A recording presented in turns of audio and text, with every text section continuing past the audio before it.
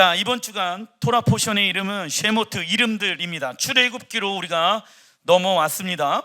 창세기를 요약하자면 하나님은 아브라함과 영원한 언약을 맺으셨고 믿음으로 그 언약에 참여하는 모든 자는 어떠한 자손이 되어집니까?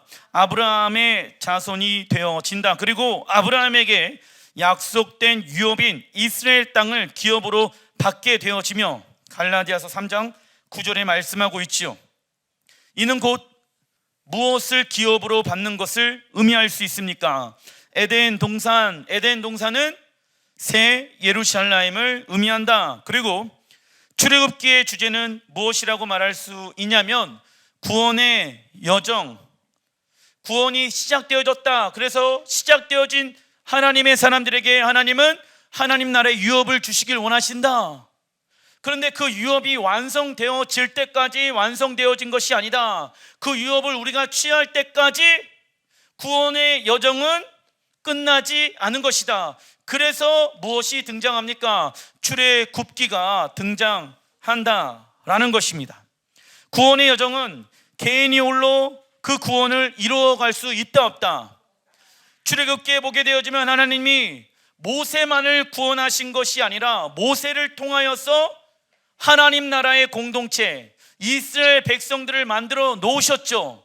그 이유는 구원은 개인 혼자 이루어가는 것이 아니라 무엇으로 이루어가는 것이다? 공동체, 나라의 개념을 의미하는 것이죠. 공동체로 이루어가야 합니다. 출애굽한 이스라엘 백성들은 먼저 어디로 인도되어집니까?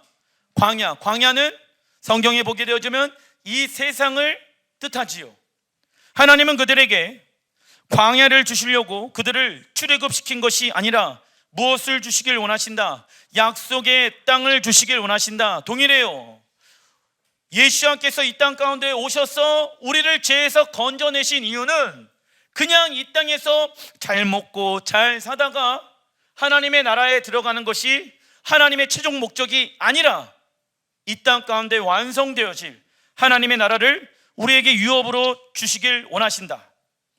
따라서 구원은 약속의 땅에 들어갈 자들을 훈련하는 과정이라고 할 수 있으며 이 훈련에 통과한 자만이 어디로 들어갈 수 있습니까? 하나님 나라로 들어갈 수 있다. 우리는 현재 애굽에서 나온 이후 광야는 현 세상을 의미하지요.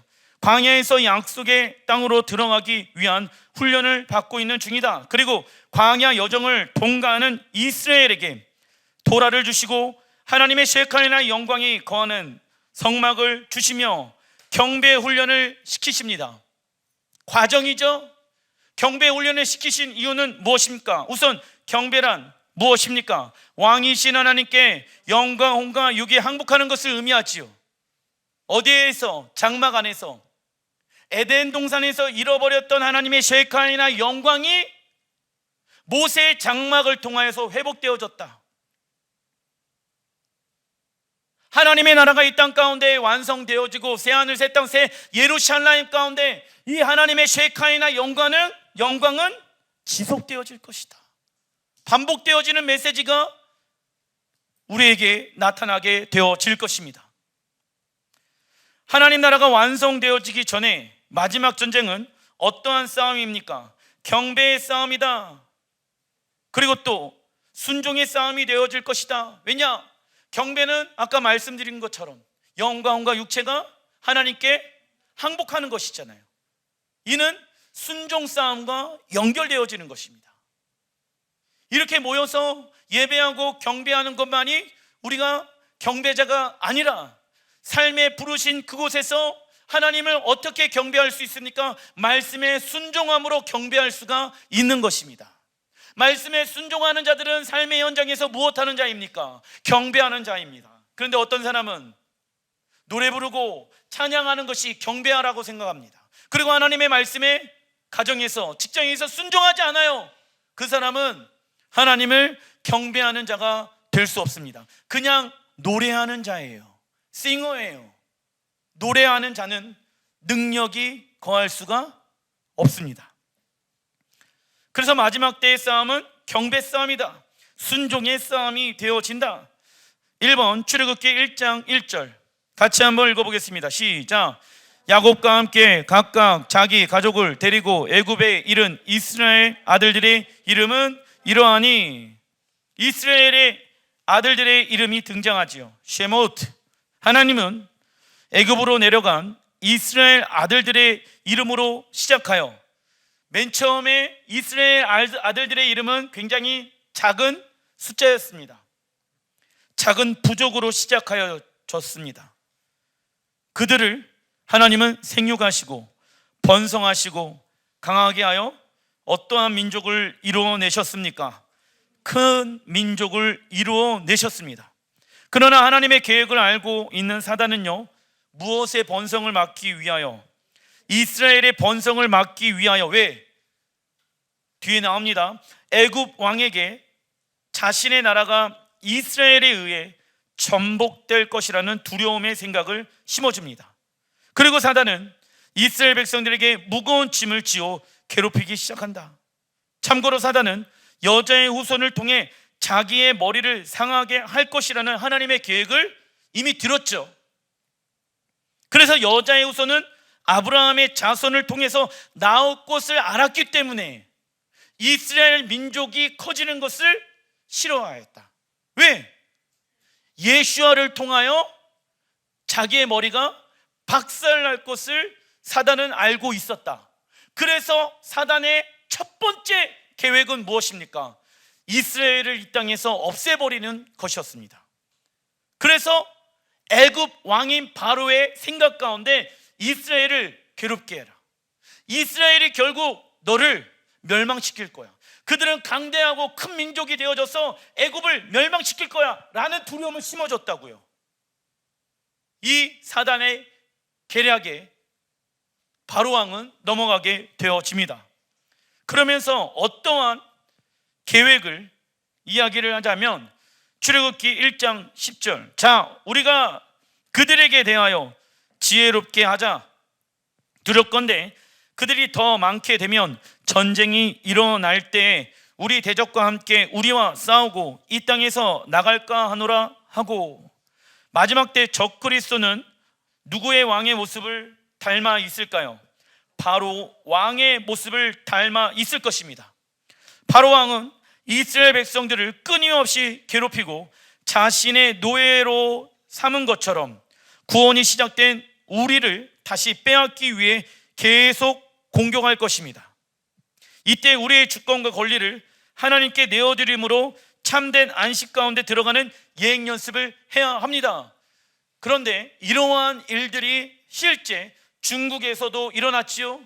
중국 안에 있는 유대인들이 이스라엘로 돌아가려고 하니까는 중국 정부가 돌아가지 마! 그들을 붙잡고 그들이 가지고 있었던 모든 재산을 다 빼앗았습니다.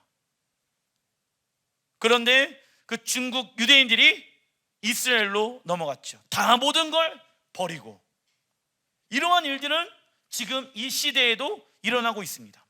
러시아에 있는 유대인들이 있지 않습니까? 그 러시아 안에 있는 유대인들이 이스라엘로 돌아가려고 하는데 푸틴 대통령이 그들의 모든 전 재산을 빼앗아 갑니다. 그런데도 불구하고 그들은 넘어갑니다. 이 애굽 왕의 바로의 영은 지금도 존재하고 있다는 것을 여러분들이 알고 계셔야 합니다. 그리고 이 바로 왕이 지혜롭게 지혜를 펼치게 되어지는데, 지혜롭게 히브리 원어를 보니까 하캄, 히브리적 의미는요, 적어놔 주십시오. 지혜로운 것처럼 보여 속이다. 지혜로운 것처럼 보여 속이다. 사단은 여전히 이 방법으로 우리를 속이고 있다. 세상이 보기에는 좋아 보이고 아름다워 보이고 지혜롭게 보이지만 실제는 우리의 구원을 도둑질하고 죽이고 멸망시키려고 하는 것입니다. 세상의 방법이 지혜로워 보이지요. 하나님의 말씀, 즉 토라는 지혜롭지 않게 생각하지요. 목사님, 우리가 어떻게 말씀대로만 살아갈 수 있습니까? 세상의 지혜를 구해야 되는 건 아니겠습니까? 잘못된 말입니다. 세상 가운데 지혜를 얻을 수 있는 것은 오직 하나님의 말씀밖에 없습니다. 그 말씀을 가지고 살아야 합니다. 그렇지 아니하면은 세상의 것이 좋아 보이지만 그 세상의 것을 통하여서 우리는 속게 되어질 수도 있으며, 속는 것으로 끝나는 것이 아니라 우리를 죽이고 멸망케 하는 것이 되어질 수 있다는 것을 여러분들이 알고 계셔야 합니다. 이처럼 사단이 하나님의 백성들을 공격하는 이유가 있습니다. 왜 공격할까요? 이스라엘 백성들을 공격하는 이유는 하나님의 백성을 통해 완성되어질 하나님의 나라를 두려워하고 있기 때문입니다. 자, 정리하겠습니다. 여기까지. 왜 계속해서 이 바로는 이스라엘이 출애굽하여서 약속의 땅으로 들어가지 못하게끔 막고 있냐면, 이게 사단의 전략인 거예요. 아브라함의 후손을 통하여 자신이 멸망되어질 것을 사단을 알고 있었어요. 메시아가 오지 못하도록 어떻게 하면 아브라함의 자손을 다 없애버릴 수 있을 것인가, 그리고 아브라함의 자손인 이스라엘을 세상과 섞여서 살 수 있게끔 할 수 있을까, 어떻게 하면 그들이 하나님의 나라 약속의 땅으로 들어가지 못하게끔 할 수 있을까. 놀랍지 않습니까? 동일해요. 그 사단의 전략은 지금도 교회가 예루살렘을 향하여 정렬하지 못하게끔 방해하고 있습니다. 헬라적 천국의 개념을 교회 안에 들어오게끔 하여서 천국은 뭐냐면 어느 별에 있을 것이야 생각하게 만듭니다. 어디를 가지 못하게 막고 있습니까? 약속의 땅 예루살렘을 향하여 마음과 생각을, 육체를 두지 못하게끔 방해하고 있다고요. 그리고 우리가 아브라함의 자손으로서 아브라함의 유업을 얻지 못하도록 방해하고 있죠. 바로는요, 적그리스도를 상징한다. 그래서 바로를 생각하면 여러분들은 적그리스도의 영을 생각해야 합니다. 아시겠죠? 왜? 성경에 말씀하고 있죠. 계속 하나님의 나라의 일들은 반복되어진다. 해 아래 새 것이 있다 없다? 없다라고 성경은 말씀하고 있습니다. 그리고 마지막 때 모든 이들의 최대 관심사는 무엇일까요? 어떻게 하면 노후까지 편안하게 살 수 있을까? 안전하게 살 수 있을까? 고민하는 것입니다. 그렇죠? 그게 데살로니가전서 5장 3절부터 4절에 나와 있습니다. 요즘 노후까지 다 인생에 대해서 대비를 해놓은 세대에 우리는 살고 있습니다. 노후에 대해서 준비되지 못한 사람들에 대해서 준비성이 없다, 계획이 없다, 그렇게 살다가는 어렵게 살게 되어진다라는 얘기를 하지요. 그래서 점점 더 주님을 의지할 필요가 없게 되어집니다. 그렇다고 일부러 불안하게 힘들게 살라는 것이 아닙니다. 눈에 보이는 삶이 평안하고 안전하다고 할지라도 인간이 세워놓은 것은 다 무너질 수 있다라는 것을 알아야 하는 것이죠. 여러분들 부모의 세대들이 노후를 준비한 부모들이 계셨습니까? 그 전 세대들은 노후를 준비하였습니까? 그 전 세대들은 노후가 준비되어졌습니까? 노후를 준비한 세대들은 지금 이 시대들이에요. 무슨 얘기를 하고 싶냐면 이게 마지막 때 시대의 모습이라고 데살로니가 전서 5장에 나와 있다고. 사람들이 평안하다, 안전하다는 거에 집중하기 시작한다고. 놀랍죠? 그러한 세대는 지금 이 시대 외에는 다른 시대에 있었다 없었다? 없었습니다. 생각해 보세요. 전쟁 치르고요, 그죠? 전쟁 치르고 먹고 사는 것이 힘들었었어요. 언제? 2차 세계 대전 이후부터 그러한 생각을 하게 되어졌다고. 이 시대에 감히 노후에 대해서 생각한 시대가 있었다 없었다? 없었어요. 놀라운 시대 가운데 우리는 살고 있지요.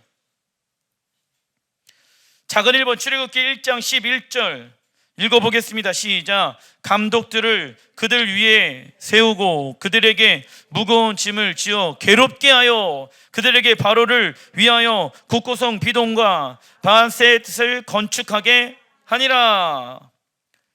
지금의 이스라엘은 출애굽 시대 이스라엘처럼 아람 나라에 의해 학대와 위협을 받고 있으며 반유대주의를 주장하는 이들과 나라들로 인해 고통을 받고 있다. 여러분들, 그 팔레스타인에서 드론을 띄웁니다. 근데 이 드론이 좋은 드론이 아니야. 그냥 막 만들어 놓은 드론이에요. 근데 이 드론이 날아가고 유대인 지역에 아무데나 떨어집니다. 그래서 이 드론 미사일을 막기 위해서 이스라엘에서 만들어 놓은 것이 아이언돔입니다. 아이언돔. 그런데 이 드론이 예를 들어서 10만 원이라고 하면은 아이언돔은요 1000만 원이래요. 1000만 원. 그러면 이 아랍 쪽에서 예를 들어서 1000대의 드론을 동시에 띄워가지고 유대인 지역으로 쏜다라고 하면은 아이언돔은 1000대가 필요한 거예요. 그런데 가격이 몇 배라고요? 100배요. 100배. 그러면 아이언돔의 미사일은 한정되어져 있겠죠. 그러면 사방팔방에서 지금 다 주변에 아랍국인데 이 아랍국이 동시적으로 드론을 띄워갖고 이스라엘을 공격한다라고 하면은 하루아침에 이스라엘은 무너질 수 있다 없다? 있다라는 것을 알고 계셔야 합니다. 지금 아이언돔이 굉장히 위대한 무기 중에 하나입니다. 방어 시스템, 최고의 방어 시스템입니다 라고 얘기하지만은 사실은 유대인들이 두려움 가운데 있습니다. 왜냐? 10만 원짜리인데 우리 아이언돔 하나는 1000만 원짜리거든. 그런데 10만 원짜리 하나 잡으려고 1000만 원을 쏘는 것이 과연 맞는가에 지금 화두되어지고 있는 내용들입니다. 이러한 일들은 마지막 때 적그리스도에 의해 더 심해질 것입니다. 이스라엘 백성들에게 더 무거운 짐을 지워 괴롭게 하는 거예요. 그러나 하나님은 모세를 통해 이스라엘의 구원을 이루어내신 것처럼 예수아를 이때 다시 보내심으로 이스라엘을 건져내실 것입니다. 하나님은 자기 백성을 결단코 잊지 아니하신다. 적그리스도가 유대인들에게 무거운 짐을 다시 짊어지게끔 할 거라고요. 이 바로가 행하였던 것처럼. 그때 이스라엘 백성들이 하나님 앞에 울면서 기도하게 되어진다. 적그리스도가 나타나서 이스라엘을 못 살게 할 것이다. 언제요? 마지막 때. 그런데 그때 이스라엘이 예수아를 나의 주로 인정하며 회개하는 때가 오게 되어진다. 그때의 절기의 이름은 대속죄일. 출애굽기 1장 12절. 그러나 학대를 받을수록 더욱 번성하여 퍼져나가니. 믿음의 사람들이 학대와 핍박을 받을수록 어떻게 되어집니까? 번성하게 되어지고 번영하게 되어지고 퍼져나가게 되어진다. 고난이란 어떠한 시간들을 갖는 것입니까? 하나님의 말씀에 순종하는 방법을 배우는 시간입니다. 그래서 교회는요, 고난받을수록 핍박받을수록 무엇 되어진다? 강해진다. 번성해진다. 무엇이? 믿음이. 그런데 어떤 사람들은요, 고난을 받으려고 하지 않습니다. 그리고 하나님 나한테 왜 이러한 고난을 주십니까? 따집니다. 그런데 이 고난을 통하여서 우리는 번성되어질 것이라고 하나님이 말씀하고 계십니다. 두려워할 필요 있다 없다? 없습니다. 우리에게 두려움은요 무엇인지 아십니까? 하나님과 관계가 멀어지는 거예요. 우리에게 있어서 두려움은 무엇이라고요? 하나님과의 관계가 멀어지는 거라고. 그렇다면 하나님과의 관계가 언제 멀어집니까? 하나님의 말씀에 불순종하게 되어졌을 때 멀어지기 시작한다고요. 우리가 언제 불순종하게 되어집니까? 하나님에 대해서 오해하게 되어졌을 때, 하나님의 성품에 대해서 왜곡하게 되어졌을 때 우리의 불순종이 나오게 되어진다. 그러나 어려운 일이 우리에게 왔어요. 그때 우리는 하나님의 말씀으로 돌파하는 자가 되어야 한다. 왜요? 하나님이 우리를 더욱더 번성케 하기 위하여. 그리스도인에게 고난이 오는 이유는 하나님 나라의 방법과 세상 방법이 다르기 때문입니다. 우리가 예수야를 믿는 순간부터 영적 전쟁은 시작되어졌다. 그러나 믿음의 사람들이 학대를 받을수록 더욱 번성하는 것은 무엇이다? 하나님의 나라이다. 그런데 하나님께서 정해 놓으신 환난의 시간을 다 채우지 아니하고 회피하거나 세상으로 도망치면 끝나는 것이 아닙니다. 다른 모습의 환난으로 우리에게 닥치게 되어진다. 예수야는 환난과 궁핍을 없애주시겠다라고 하지 아니하시고 죽게 되더라도 뭐하라? 충성하라라고 말씀하고 계시죠. 그래서 고난은 피하는 것이 아니라 무엇하는 것입니까? 싸워서 승리하는 것이죠. 교회도 마찬가지예요. 고난이 오게 되어졌을 때 세상의 방법으로 이리 피하고 저리 피하는 것이 아니라 정면 돌파, 승리해야 하는 것입니다. 그래서 제가 말씀드렸던 부분들이 무엇이냐면 한국교회가 코로나 때문에 정부의 말에 스스로 기는 교회가 되어졌다. 고난이 왔었을 때 하나님의 말씀에 순종하는 시간들을 통하여 정면 돌파를 해야 되는데, 야, 정부 말 들어. 안 들으면 교회가 핍박을 받을 수가 있대. 대형교회부터 알아서 자발적으로 문 다 닫고. 작은산번 출애굽기 1장 15절, 애굽 왕이 히브리 산파 십브라와 하는 사람과 부하라 하는 사람에게 말하여 이르되 너희는 히브리 여인을 위하여 해산을 도울 때는 그 자리를 살펴서 아들이거든 그를 죽이고 딸이거든 살려두라. 그러나 산파들이 하나님을 두려워하여.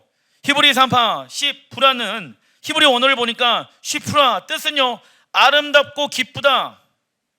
부하 히브리 원어로 푸아 뜻은요 빛나다. 이들은 당시 최고의 권력과 힘을 가진 바로의 말을 듣지 아니하였어요. 누구를 경외하였다?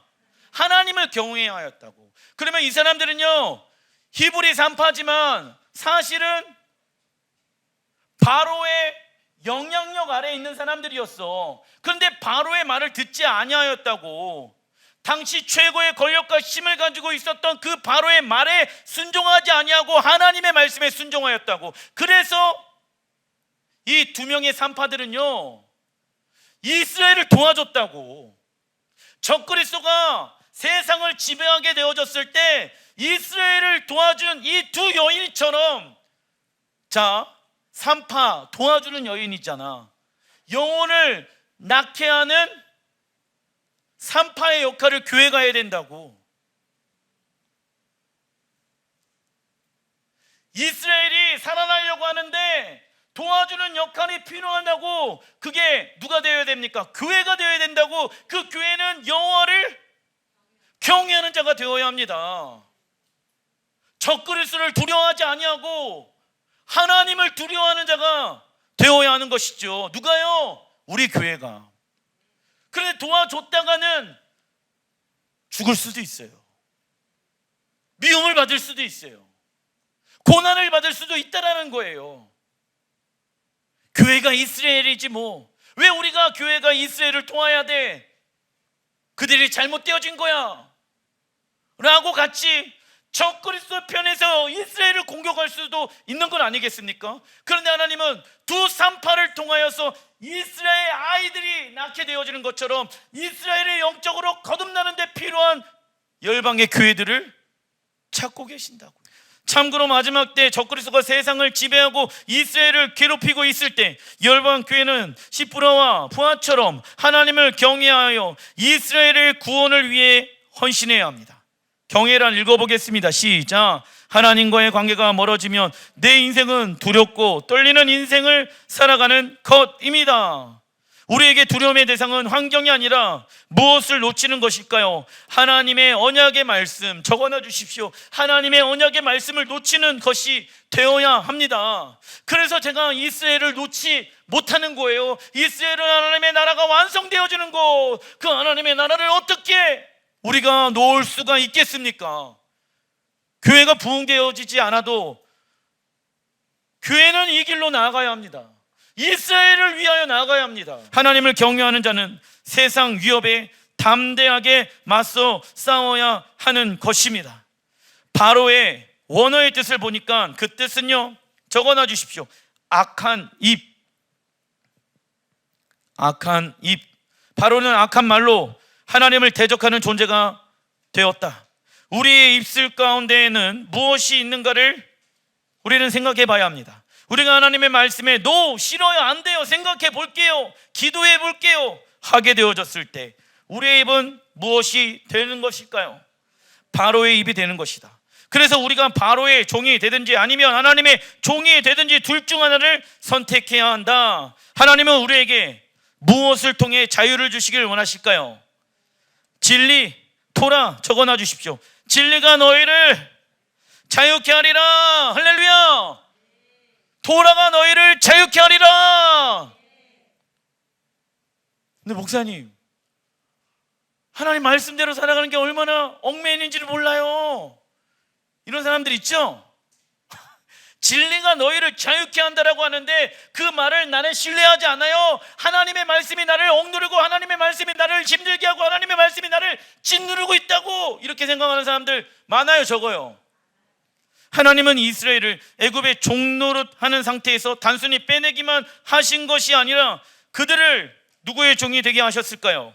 하나님의 종이 되게 하셨다. 출애굽기 2장 5절 읽어보겠습니다. 시작. 바로의 딸이 목욕하러 나일강으로 내려오고 시녀들은 나일 강가를 거닐 때 그가 갈대 사이에 상자를 보고 시녀를 보내어 가져다가 열고 그 아기를 보니 아기가 우는지라. 그가 그를 불쌍히 여겨 이르되 이는 히브리 사람의 아기로다. 바로의 딸이 목욕을 하러 시녀들과 함께 나일강에 왔습니다. 그런데 바로의 딸은 혼자 나일강에 내려오고 시녀들은 나일강에 들어오지 않고 주변에 서 있지요. 원래 시녀들은 바로의 딸을 외부의 적으로부터 보호하고 목욕의 시중을 들어야 하는 것이 정상입니다. 그래서 유대 문헌에서는요, 바로의 딸이 목욕 예식, 히브리 언어로 미크바의 뜻은요 침례예요. 침례. 이 목욕 예식을 위해 강에 들어간 것이라고 말합니다. 하나님은 여성들이 월경 이후 정결 의식을 위해 몸을 깨끗게 하는 법을 말씀하셨지요. 그래서 바로의 딸은 이스라엘 백성들이 믿고 있는 하나님을 믿었으며 월경 이후 정결 의식을 위해 홀로 나일강에 들어간 것입니다. 이렇게 유대인들은 바라봐요. 그리고 6절에 보게 되어지면 바로의 딸이 갈대 상자를 열어보고 모세가 히브리 사람의 아기라는 것을 한눈에 알아봤습니다. 바로의 딸은 궁전에 사는 공주이기 때문에 히브리 노예들과 함께 하지 않아서 그들이 어떻게 생겼는지를 모른다. 그러나 바로의 딸은 아브라함과 이삭과 야곱의 하나님을 믿었으며 이스라엘 백성들과 밀접한 관계를 맺고 있었기 때문에 모세가 히브리 사람 아기라는 것을 한눈에 알 수 있었다라는 것이 유대인들의 해석인 거예요. 근데 우리는 그냥 넘어갔잖아, 여태까지. 여러분 생각해 보세요. 노예예요. 노예의 아기를 어떻게 그 나라의 공주가 한눈에 알아볼 수 있겠습니까? 관심도 없다고, 공주는. 그런데 이 공주는 히브리 사람들과 밀접한 관계를 가지고 있었기 때문에 그들이 어떠한 모습을 가지고 있는지를 알고 있었다고.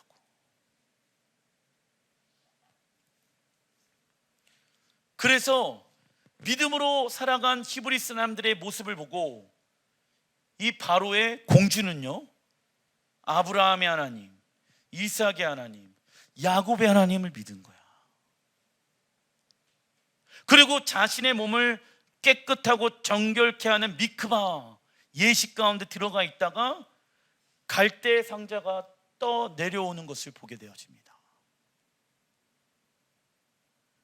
그리고 그 아이가 이스라엘 백성들을 구원케 하는 모세의 단어의 뜻은 건져내다. 그죠? 그 하나님의 계획을 알고 있었다. 자, 하나님이 아브라함에게 말씀하셨죠? 이스라엘 백성들이 400년 동안 애굽에서 종노를 하게 되어질 것이다. 하나님의 때가 언제 이루어질 것인지 바로의 공주는 알고 있었다. 하나님의 시간이 점점점 다 차고 있다. 그리고 그 하나님의 시간에 맞게끔 이 사람은 하나님의 말씀에 순종하여서 나일강에 들어가서 정결 예식법을 행하고 있는데, 하나님의 말씀에 순종하는 것이죠. 아무도 내 주변에 가까이 오게 하지 말아라. 나는 목욕하러 온 것이 아니다. 정결 예식을 위하여 나일강에 들어간 것이다. 근데 그때 누구를 만납니까? 모세. 건져냄을 받은 자. 히브리서 11장 16절에도 이러한 말씀이 있습니다. 그들이 이제는 더 나은 본향을 사모하니 곧 하늘에 있는 것이라. 이러므로 하나님이 그들의 하나님이라 일컬음을 받으심을 부끄러워하지 아니하고 그들을 위하여 한 성을 예비하셨느니라. 한 성은 무엇일까요? 예루살렘, 새 예루살렘. 그러면서 24절에 뭐라고 말씀하고 있습니까? 믿음으로 모세는 장성하여 바로의 공주의 아들이라 칭함받기를 거절하고, 25절, 도리어 하나님의 백성들과 함께 고난받기를 잠시 죄악의 낙을 누리는 것보다 더 좋아하고. 저는 이게 우리 교회가 되어야 할 사명이라고 보는 거예요. 도리어 하나님의 백성 이스라엘과 함께 고난받기를 잠시 죄악의 낙을 누리는 것보다 더 좋아하고. 26절 읽어보겠습니다. 시작. 그리스도를 위하여 받은 수모를 애굽의 모든 보화보다 더 큰 재물로 여겼으니 이는 상 주심을 바라봄이라. 자, 보세요. 그럼 모세도 무엇을 바라봤다? 새 예루살렘에서 받게 되어질 영광을 바라봤다고. 모세는 믿음으로 장성하여 세상의 부와 명예를 받는 것을 거절하고 하나님의 백성들과 함께 고난받기를 더 좋아했습니다. 우리도 이스라엘과 함께 고난받기를 결정해야 합니다. 적그리스도가 우리를 괴롭히고 이스라엘을 괴롭힐지라도 우리는 이스라엘과 함께 고난받기를 좋아해야 합니다. 그 이유는 아브라함이 이 땅에 완성되어질 새 예루살렘을 사모하였던 것처럼 모세도 자신을 위해 하나님이 예배해 놓으신 무엇을 바라봤다? 새 예루살렘 성. 적어놔 주십시오. 나그네의 삶은 세상에 안주할 곳이 없어도 더 나은 본향을 사모해야 합니다. 나그네의 특징이 있죠. 읽어보겠습니다. 시작. 단순하며 언제든지 떠날 준비를 합니다. 우리의 삶이 이러한 삶을 살고 있는지를 우리는 점검해 봐야 합니다. 우리는 하나님이 말씀하시면 세상의 모든 것을 다 내려놓고 언제든지 순종할 자세를 가지고 있어야 한다. 다음은 모세가 불타는 떨기나무에서 이스라엘의 구원에 대해 하나님의 음성을 듣게 되어지며 하나님의 이름을 모세에게 알려주십니다. 출애굽기 3장 14절 같이 한번 읽어보겠습니다. 시작. 하나님이 모세에게 이르시되 나는 스스로 있는 자이니라. 하나님이 또 모세에게 이르시되 너는 이스라엘 자손에게 이같이 이르기를 너희 조상의 하나님 여호와 곧 아브라함의 하나님, 이삭의 하나님, 야곱의 하나님께서 나를 너희에게 보내셨다 하라. 이는 나의 영원한 이름이요 대대로 기억할 나의 칭호니라. 나 스스로 있는 자. 히브리 원어를 보니까 예흐예 아쉐르 예흐예. 뜻은요, 하나님은 인류의 구원을 위해 쉬지 아니하시고 계속 움직이시는 분입니다. 히브리어 예흐의 단어는요 미완료형을 의미한다. 구원은 아직 이루어지지 않았다는 것을 의미합니다. 그리고 하나님의 영원한 이름, 대대로 기억할 하나님의 칭호는 무엇일까요? 아브라함의 하나님, 이삭의 하나님, 야곱의 하나님. 적어놔 주십시오. 여러분들, 그런데 영원토록 잃어버리지 말아야 할 하나님의 칭호, 영원한 이름, 아브라함의 하나님, 이삭의 하나님, 야곱의 하나님을 교회는 부르지 않습니다. 다른 교회에서 아브라함의 하나님, 이삭의 하나님, 야곱의 하나님을 구하는 거 혹시 보셨습니까?